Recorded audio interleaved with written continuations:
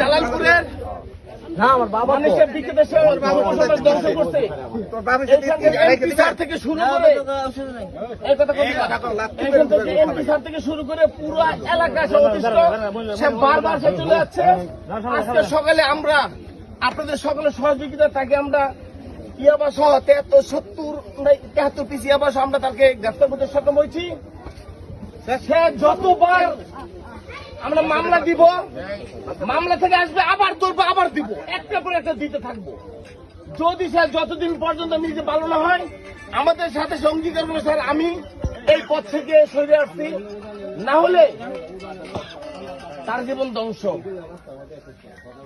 ইতিপূর্বে তার বাড়িতে একজন লোক মাদক সেবন করতে গিয়ে আমাদের পুলিশ হামলা দিলে হার্ট অ্যাটাকে মারা যায়, পর ওই নিয়ে ভয় কেউ ধরে নাই।